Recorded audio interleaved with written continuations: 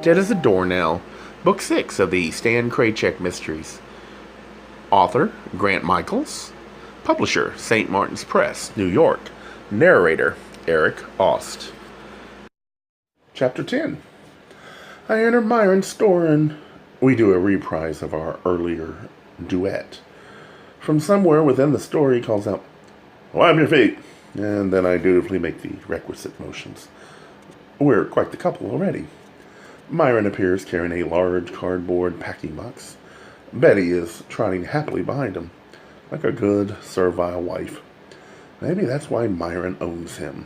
Wives do come in all sexes, but when Myron sees me, he's not too pleased. "Back already, doll face," he says. "I just couldn't keep away." "It looks like you couldn't keep quiet either," he says. "I saw you over there." "I saw you too," I say. "And Thorne told me something happened between you and Tim at the home show last fall, and it might be related to his death." "Really?" says Myron. "Is that what Thorne said?"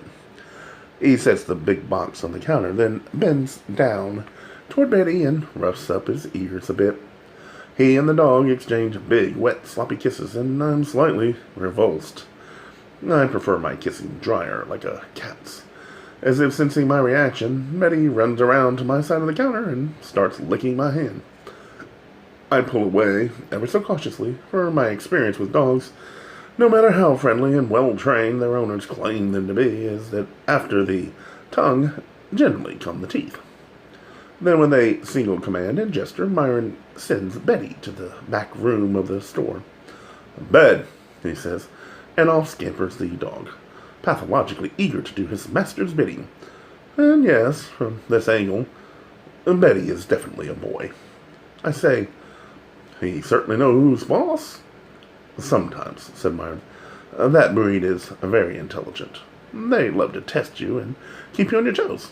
You'll never get bored with a Portuguese water dog. But the best thing is, Porties don't shed. They don't have fur." "No?" I said, wondering what that stuff is all over his body. Myron sets about unpacking a gleaming chrome coffee maker from the box on the counter.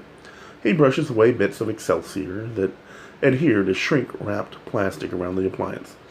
Then he holds it up and admires it. "Isn't it gorgeous?" he says. "A Sunbeam, fully automatic vacuum coffee maker." He slits open the plastic film like he's doing ophthalmic surgery. Then he peels it down off the top half of the machine. He removes the coffee maker's spring-loaded chrome top and peers inside, then sniffs at it. "Oh, my," he says. "This one has never been used." He fishes around in the Excelsior and finds the instruction book, also sealed in a plastic pouch. He opens it and examines it, then waves it at me. Look, it's barely been opened. Oh, what a find. I know someone who will beg for this." I remind him about Timmy at the home show. He says, "Why should I tell you about that?" "You're going to have to tell the police anyway." "Yes," says Myron, "and you'd like to tell them first, so you can earn a merit badge. Is that it?" How dare he understand the psychodynamics between Branco and me? Myron says, "But what if I turn the tables, dollface, and tell you something about Thorne? Something that, as you so dick-officially put it just now, something that might be related to Timmy's death? How about that? Well, that gets you 2 badges? Or are you going to bounce back and forth across Tremont Street like a ping-pong ball?" "I was always more partial to badminton." "You mean shuttlecock, don't you?" says Myron. "I'll play whatever game you want if it gets a straight answer from you." "Well, pie oh my," says Myron. "Aren't you the dedicated little dick?" "I told you, I'm not a dick." "Well, see about that," he says. "But here's the lowdown on Thorne and Tamantha." He takes a deep breath, holds it a moment, then says grandly, "They were lovers." His breath follows the pronouncement like the wind of truth. "That's not exactly a Delphic oracle, Myron." "You knew." "Thorne told me." "He what?" screeches Myron, and he maintains there was nothing sexual between them. "Oh, of course not," says Myron. "Thorne is just an innocent photographer doing art photos of naked young men." "They're not naked, Myron." "They might as well be." I don't see how any of this implicates Thorne and Tim's death. Myron shakes his head. Oh, Dollface, are you really as obtuse as you seem? I guessed that Tamantha was blackmailing Thorne. Maybe he was going to expose the whole damn cottage industry of porn in the South End, and Thorne wouldn't have that, so he killed poor young Timmy. I ask, is there really a porn industry in the South End? What do you think? Says Myron. I'm asking you. Temper, Dollface, temper. You lose your temper a lot. Only with you. Maybe that's a sign of something. It's a sign that I've had enough, Myron. Anyway, the score is even now. Thorne said you and Timmy had a big blow-up at the home show, and now you've retaliated by telling me that Thorne is a pornographer. Thanks for nothing, Myron. I head for the door, but Myron stops me. Just a minute, Dollface. You know, he says, you really ought to do some yoga or something. Try to control that temper of yours. Now, just settle down and listen to me. I don't want you going off to the police half-cocked and misinformed. That's why I'm going to tell you the truth about what happened at the home show. This is the unexpurgated version. The whole truth. Isn't that what you want? Is there enough time left in the universe? And when I finish, he says, maybe you can run back across the street and tell Thorne, too. Then he'll have at least one story straight. As straight as someone like him can get anything. Can you just tell me what happened without the filigree? Myron glares at me. No finesse, Dollface. That's your problem. He lays down the coffee maker like some archaeological treasure, then proceeds with his story.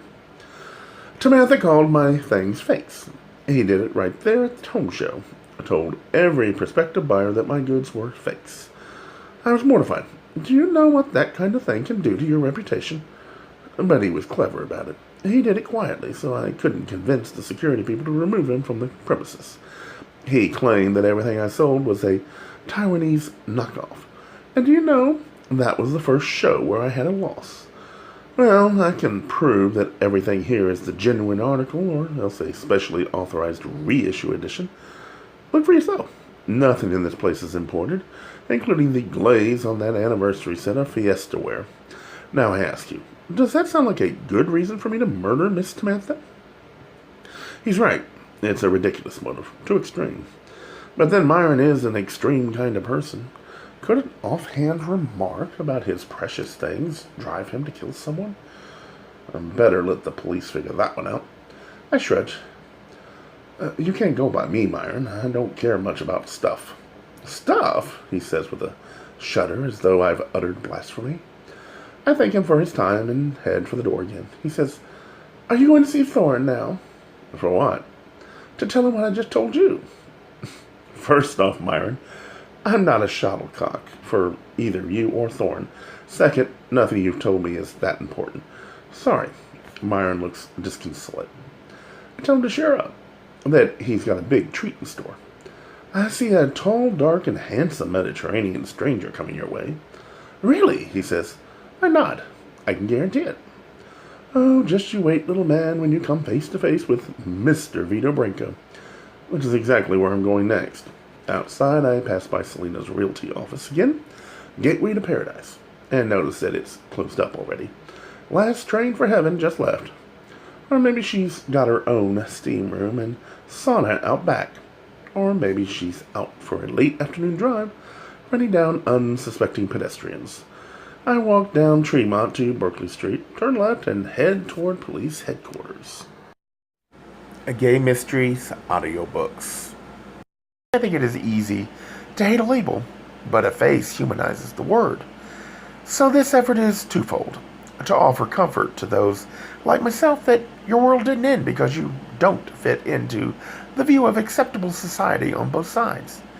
And in hopes of helping those with family that are LGBTQ, that it doesn't mean we are aliens from the child they once knew. Reassure them so they can maybe be supportive at the same time, being true to their values.